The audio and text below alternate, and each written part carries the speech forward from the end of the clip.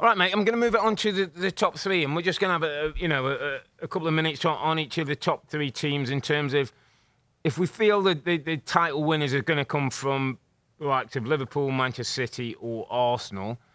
Tell me where you are with Liverpool. Sitting top of the table, 18 points, 1-0 win against Palace. Probably should have been more.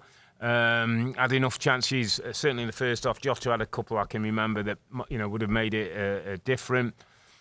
I kind of feel like there's more to come from Liverpool, but listen, sitting top of the table, 18 points, Arne Slot, in his first start with Liverpool's, kind of in a pretty good place. Yeah, they are, and I think he was in a unique situation as well, because a lot of the times when you take over a football club, it's because things haven't been going right for the previous manager. Yeah. But I also then, because I've spoke to managers, not necessarily at that level, but I've spoke to managers before that come into a club and they're succeeding someone who's had success. Yeah. And the hardest thing to do is to continue with what made that team successful, because you want to put your own imprint on it. And that can be the toughest thing. And I don't think he's changed too much. No. But what I do think he's done is just given them a little bit more of defensive solidity. He seems to always have two of the three midfielders sitting at all time. That allows the fullbacks to go forward. And they've got this really good blend, this really good balance. And I know that we've spoken about it before. The interesting thing is what happens this season is in terms of the contracts. We know with Salah, with Van Dijk, with Trent Alexander-Arnold, because that could have a huge part to play in what happens with the team. Do I think that they will challenge Arsenal or Manchester City long term over this season? I don't.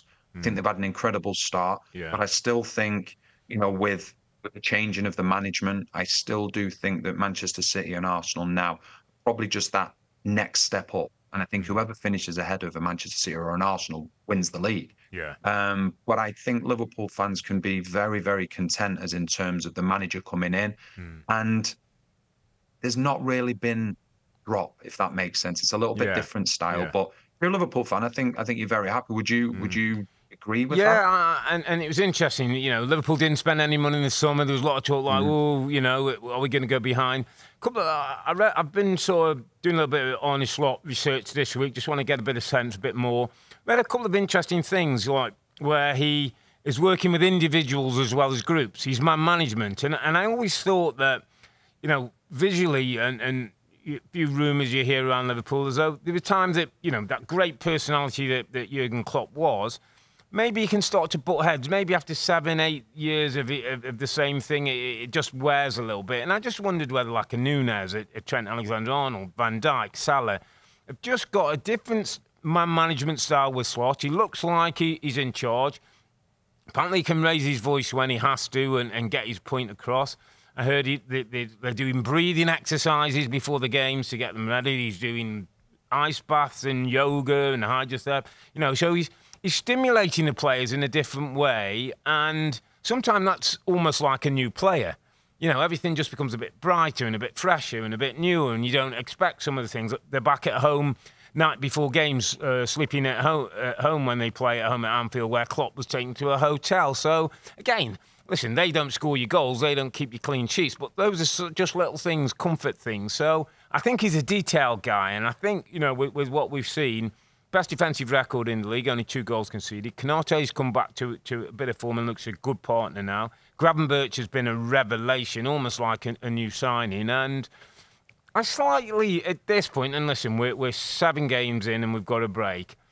I think if they can hang in there around Christmas, and I know they've got the contracts and all that to deal with, I still think they could have a say. I'm not going to say at this point they're going to win it, but I just still think they could be competitive down the stretch just because of the quality. And they've been there, Dan. It's a group of players who've been there. Yeah, I think also as well, one of the words really I think that stands out for all of these 3 teams is pressure. Yeah. And when you're talking about pressure, I don't think there's any pressure on Liverpool. No. And I don't say that big, they're a massive club, but I don't think anybody thought with the changing of the management that they were going to be challenging. And I think that in itself probably allows them to play with a bit more freedom as well. Yeah, it's a really good point, actually. But 1-0 was enough to win the game against Palace, 3 points, top of the table. Let's move it on then to Manchester City. 3-2 win against Fulham. Conceded the first goal, and then Kovacic's come up with 2. Doku gets 1 before Muniz gets back in the game.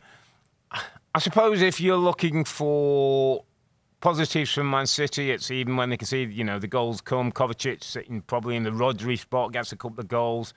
Goals come from different areas of the pitch, and they continue to win when not quite at their best. I suppose from a negative point of view, are people starting to think, well, at least you can get goals against them now? They've conceded a few more sloppy goals than maybe we've seen in the past. And I know players, again, still getting up to speed. But City's still the team to beat? I actually put Arsenal favourites now. Yeah?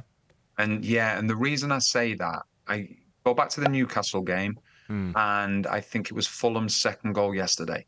Yeah. Look at the specific way that the goal from Fulham was scored yesterday, and the one where was it Gordon that was brought down? Yeah, it was, wasn't it? Gordon against Man City got run in behind. The keeper brought him down. Yeah, he scored. Yeah. Now, very rarely have you seen Manchester City centre backs panicking as in terms of running back towards their own goal, because usually you have the main guy, the best central midfielder in the world, who's sort of that second line of defence just behind the midfield. Yeah. And that, for me, is a game changer, not just because of the gravitas of how unbelievably good he is as a footballer, but I think in order to deal with him being out, you have to get 2 players to do that job. And if you have 2 players to do that job, then I think it affects you going forward. Yeah. And I just think there's a huge knock-on effect there. And you as a midfielder, do you feel as though a player at Manchester City can come in and do the job that Rodri does, or do you think 2 players are needed to do the job that Rodri did? It's a good question, and we'll move on after that. Do you know the person who I think, and I've thrown it out a couple of times, John Stones? Heard it yesterday when you were speaking. I don't think he can quite do it in as good a way and as accomplished a way as Rodri, but I just feel he's good in possession, he's good size, he reads danger, he can play forward and make things happen. We've seen him down the right wing, down the left wing at times. I just wonder whether a John Stones type, I know Rico Lewis has come in, Kovacic has started, Gundogan and players are trying to fill that space. I just think if it was one individual, I would probably look at John Stones and just think he might have the attributes, like you say, to be that line of defence that City needs. City are always going to score goals, or they're going to be a little bit leaky, and might that give opportunity to other teams? I think it could do. I really do. And I think when I talk about the fact of Rodri being out affects them attacking-wise, because we always see Manchester City, they cause so many problems for opposition teams, because what they'll do when they're playing in their traditional 4-3-3, you have Rodri sitting, you have your 2 outside central midfielders, then go forward. Yeah, it's an absolute nightmare for a fullback. Yeah, because what do you do? Do you take control of the central midfielder who's coming forward, or do you take care of the wingers? Players, And what I thought was fascinating was with Guardiola at the start of the season, his wingers were playing like old school wingers, starting really wide and creating that space. But now I think with Rodri out, I think the dynamics of that attacking side of the team really change, even though he's one of the best defensive midfielders in the world. Yeah, absolutely. Just a quick word on Arsenal. Went a goal down, and we wondered whether against Southampton, but came back with a decent win. In the end, at the Emirates, got the job done and stay in the hunt. Some reason, even when they went a goal down, Arsenal, I always kind of felt like they're going to be okay. I think there's a bit more maturity. There's don't panic. Well, stick to the process and they'll find a way. And I just feel they will. He did tinker a little bit with the team, and Havertz played a bit of an 8, and Jesus started up top, and Partey played at right back.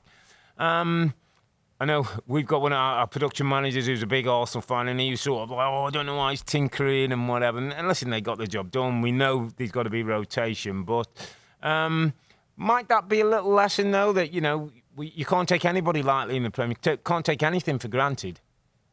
No, you can't. And I think from Arsenal's side of things, they're a big scalp for any team. Yeah. I think the disappointment of previous seasons, if you want to call it disappointment, where obviously incredible Manchester City teams have hit them at the post, I think that's made them stronger. I think it's galvanized them. my concern, and I go back to pressure now, all of a sudden, I think more people are going to be talking about Arsenal being favourites. How does that affect the players? And I also think that with Arteta, I love watching him when he's on the touchline. I think at times he covers more miles than some of the players on the pitch. But that then, if you see a manager who looks a little bit nervy, looks a little bit edgy, that then goes onto the pitch as well. And I think he has a big role to play in terms of keeping things calm, because Arsenal players, they will have seen it. They will have seen the headlines. All of a sudden, you're going to have people, you're going to have analysts stepping out and going, Arsenal are favourites now. And all of a sudden, Arsenal are like, we're not used to being in this position. You know, at times it's better to be the chaser than the chased. And that's what Arsenal have been used to for so long, where I think now they're probably looked at by, you know, a large percentage now of being favourites, and it's how they deal with that pressure of potentially being the favourites. Hi there, I'm Rebecca Lowe, studio host of NBC's coverage of the Premier League. Don't forget to hit subscribe to watch more videos all season long. And if you want even more Premier League content, from original series to live matches, head over to Peacock.